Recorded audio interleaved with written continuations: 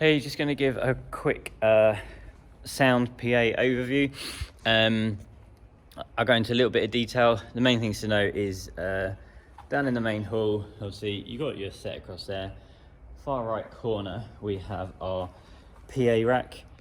We are currently also using the smaller PA rack down here just for having in the extra wireless mics. The way it all works is I've run a multi-core right down to the far end by the yellow table, which has the interview mics plugged into it, and then there are some stage boxes on the four corners of the kind of the worship area. They're currently, you might need to unplug them, change obviously where they're all plugged into, but yeah. Currently though, we are using the first 4 channels are for the 4 wireless tie mics, which you'll find on the table. Do make sure that they are all put back here. It's just easier for us to keep track of everything. Obviously the in-ear packs are currently there as well. So we've got 3 that are labeled for hosts and then 1 for the preacher. So that is our first 4 channels here. We then have the wireless mic plugged in, and then the 3 mics, which are, what I was saying, are down on the far end. So they're in the first 8 channels because we've got a thing called an auto mixer set up. What that means is you don't have to try and second guess when someone is talking to turn their mic up and down. They've all got their mics on and they're all on, but then the auto mixer detects who is talking, so we'll turn that up and down for you. Obviously you've still got then the rest of your channels, so that is that. The in-ears are still sort of set up the same way. Currently bus 1 and 2, so which would have used to have been like the drummer's wired pack, is currently feeding the monitors which are along the front of the room, which is what, so the hosts can hear like the VTs and all of that sort of stuff. And then there is a speaker on the corner here which is literally just wired straight back to the sound booth, so that the production manager and AV person can talk to the people on the floor. You'll probably notice, if you've got a good eye, on the truss that's got all the main lights hanging from it, there is also an ambient mic that hangs up there. That's not plugged into the sound desk or anything. That is plugged into what I will show you now. So in our little, let me just walk back out. So this is our, up on the balcony where the video booth is now a slight extension that we've created, and this is the area. So basically what I was saying to you is this speaker here, if you turn this up, this just allows you to hear the people on the floor. It's useful because before they have their mics on, obviously they might be trying to talk to you and you have no idea what they're saying. You can see them up on your multi-view monitor here, but basically, yeah, ambient mic just feeds into that speaker so that you can hear them. The microphones I was telling you about, they just got an on-off switch. So there's this one here and one in here for the AV person, so that they can talk to the people on the floor. The way this is currently set up is that we've got obviously the normal data cable to the stage box, so you've still got your channels. Obviously this is what I was telling you about, so you've got your 8 channels, so your 3 hosts, preach, tie mic, handheld, and the 3 gold mics.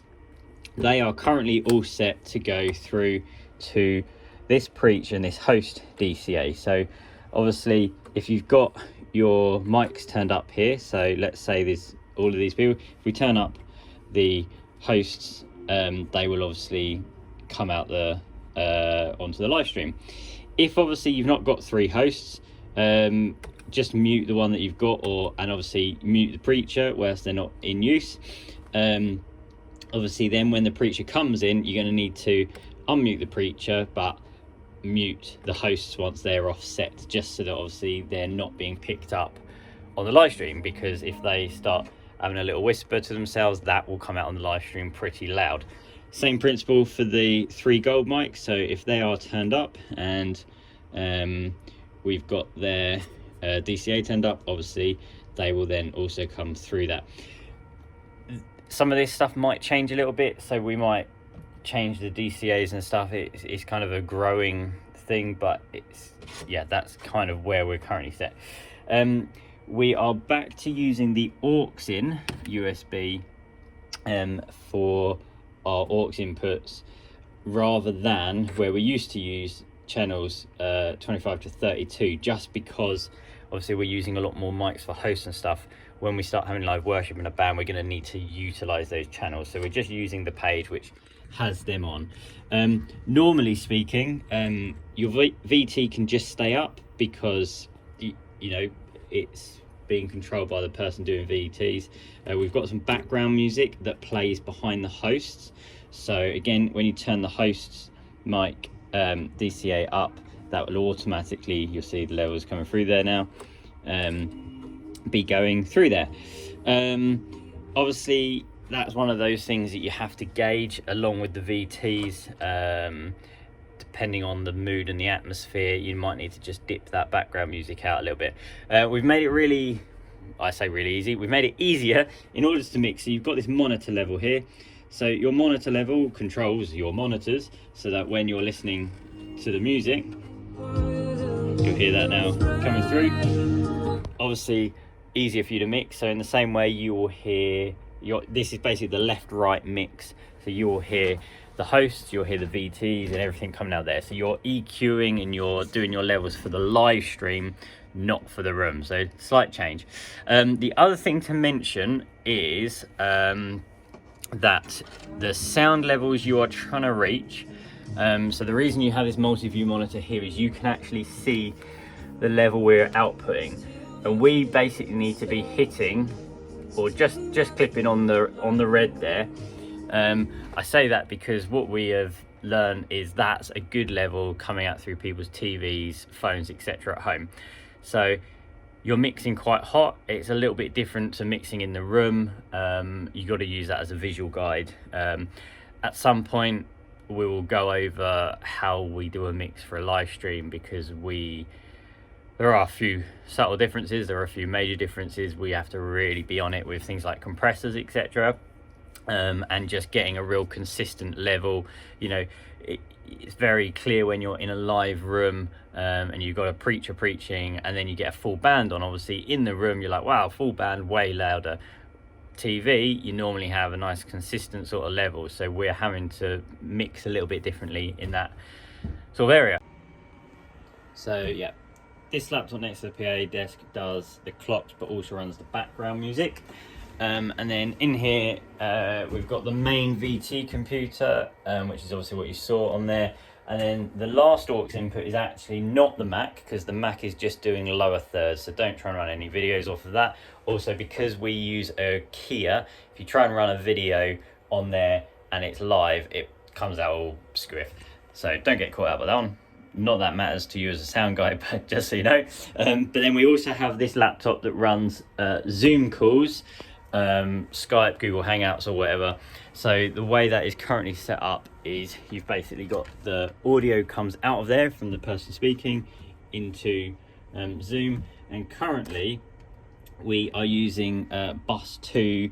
So bus 1 is the, like I said, the speakers down on the floor, and then bus 2 is just a bus then back into there so that you can feed them just like the host's mic, so obviously you don't end up with infinite loops of terror of audio going around and around. So that is basically, I think, how everything is set up from an audio perspective. I probably should say we are sending an output from this desk, which is just the left right output currently, to the main hall PA desk, so that if you turn it up you can still send a live link down to the baby room, etc. You just have to make sure that the AES cable out the back of the desk is not plugged in, otherwise if it is, it will also come out the main hall speakers, which won't sound great because everything echoes and feeds back. So yeah, yeah, that's PA in a nutshell.